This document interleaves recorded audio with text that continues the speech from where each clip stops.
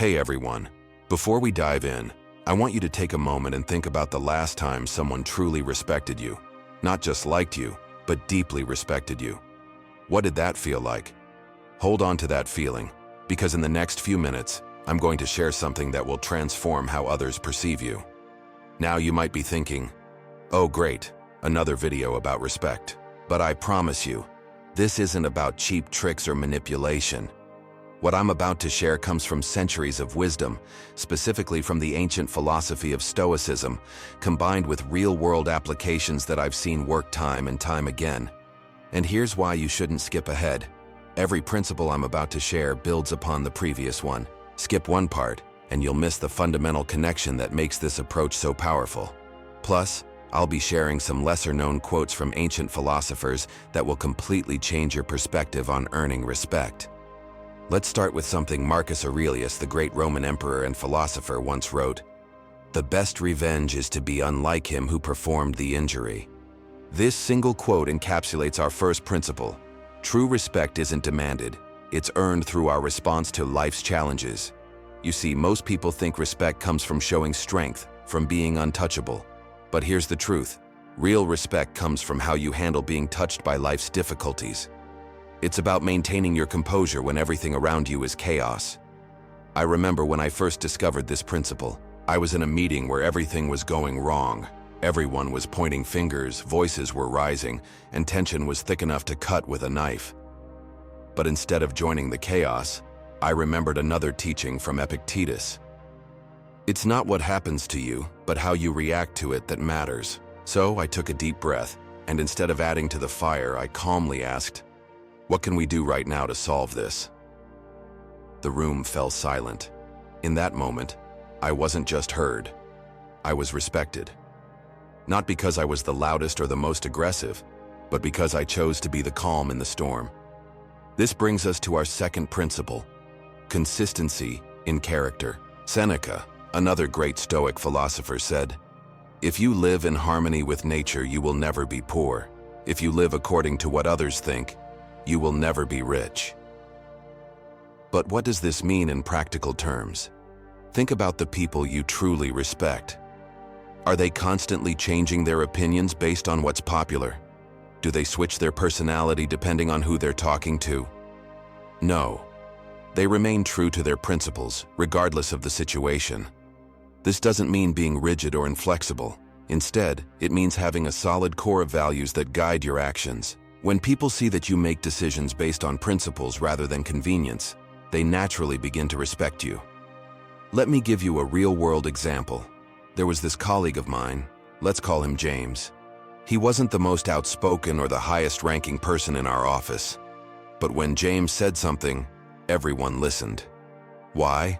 Because they knew he never spoke unless he had something meaningful to say, and he never compromised his integrity, even when it would have been easier to go with the flow. One day, during a crucial project meeting, James disagreed with a popular but flawed approach. Instead of staying silent to avoid conflict, he calmly explained his concerns. He didn't attack anyone or get emotional. He simply stood by his principles. The project leader initially dismissed his concerns, but James remained respectful while standing firm. 2 weeks later, the exact issues James had pointed out began to surface. But here's what's interesting. He never said, "I told you so." Instead, he focused on helping find solutions. This earned him even more respect than being right in the first place. This leads us to our third principle, which is particularly powerful. Epictetus taught us, if you want to improve, be content to be thought foolish and stupid. This might sound counterintuitive when we're talking about gaining respect, but stay with me because this is where things get really interesting. Early in my career, I thought respect came from always having the right answer. I would stress myself out trying to appear knowledgeable about everything, but then I remembered what Marcus Aurelius said. If someone can prove me wrong and show me my mistake in any thought or action, I shall gladly change. I seek the truth, which never harmed anyone. The moment I started saying, "I don't know, but I'll find out," or "I made a mistake, and here's what I learned from it," something remarkable happened. People didn't lose respect for me. They gained it. They saw someone who was genuine, someone who valued truth over ego. This brings us to our fourth principle: The power of silence. Zeno of Citium, the founder of Stoicism, once said, "We have 2 ears and 1 mouth, so we should listen more than we speak." In a world where everyone's fighting to be heard, the ability to truly listen is rare and deeply respected. But here's the key. Real listening isn't just waiting for your turn to speak. It's about being fully present, trying to understand, rather than just respond. When you give someone your complete attention, you're saying, "Your thoughts matter. You matter." And people never forget how you make them feel. I want to share a technique that's particularly powerful here. When someone's speaking, instead of thinking about what you're going to say next, focus on asking yourself, what's driving this person's perspective? What are they really trying to express? This simple shift in attention does 2 things. It helps you understand people more deeply, and it makes them feel truly heard.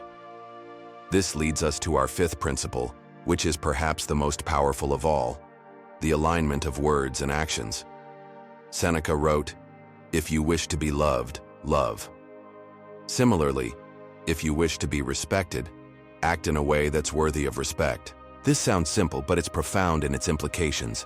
Most people focus on managing their image. They want to appear respectable. But true respect comes from character, not reputation. As Marcus Aurelius reminded us, waste no more time arguing about what a good man should be. Be one. Let me share a story that illustrates this perfectly. There was a CEO I once worked with who never asked his employees to do anything he wouldn't do himself. During a particularly busy period, when everyone was staying late to meet a deadline, he didn't just check in. He rolled up his sleeves and worked alongside his team, ordered dinner for everyone, and even helped clean up afterward. He didn't do this for show or recognition. In fact, when someone tried to praise him for it, he simply said, "This is what we do. We support each other." That CEO had more respect from his team than any other leader I've ever met, not because of his title, but because of his actions. This brings us to a crucial point about respect. It's not about grand gestures or dramatic moments. It's about the small, consistent actions that reveal your character. As Epictetus said, "Don't explain your philosophy, embody it." Think about the last time you made a promise, even a small one. Did you keep it? Every time you follow through on your word, you build respect. Every time you treat someone with dignity, regardless of their status or what they can do for you, you build respect. Every time you choose to do what's right over what's easy, you build respect. But here's something crucial to understand. This isn't about perfection. The Stoics weren't perfect, and they didn't expect perfection from others. What they advocated for was progress, continuous, mindful improvement. And this brings us to something absolutely crucial that most people miss about gaining respect: the role of self-respect. Musonius Rufus, another great Stoic teacher, said, "If you accomplish something good with hard work, the labor passes quickly, but the good endures. If you do something shameful in pursuit of pleasure, the pleasure passes quickly, but the shame endures." Think about that for a moment. How can we expect others to respect us if we don't respect ourselves? Self-respect isn't about being arrogant or self-centered. It's about living in a way that aligns with your values, even when no one's watching. Here's a practical exercise I want you to try. At the end of each day, ask yourself, did my actions today align with my principles? Did I do anything that diminished my self-respect? Be honest with yourself. This simple practice, which the Stoics called the evening review, can transform how you carry yourself and, consequently, how others perceive you. Now let's talk about something that might surprise you: the relationship between respect and adversity. Most people try to avoid difficult situations, but the Stoics understood that challenges are opportunities to earn respect, both from others and from yourself. Epictetus, who was born a slave and later became one of the most respected philosophers in Rome, said, "It's not what happens to you, but how you handle it that matters." Think about the people you respect most. I bet they've faced significant challenges and handled them with grace. Let me share another personal story. I once worked with someone who was constantly criticized and undermined by a colleague. Instead of retaliating or complaining, she remained professional and focused on her work. When asked about the situation, she would say, "I can't control their actions, but I can control my response."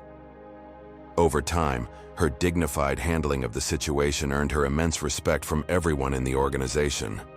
This brings us to another vital principle: the power of serving others. Marcus Aurelius wrote in his private journals, "What benefits the hive benefits the bee." When you genuinely focus on contributing to others' well-being, respect follows naturally. But here's the key: it must be genuine.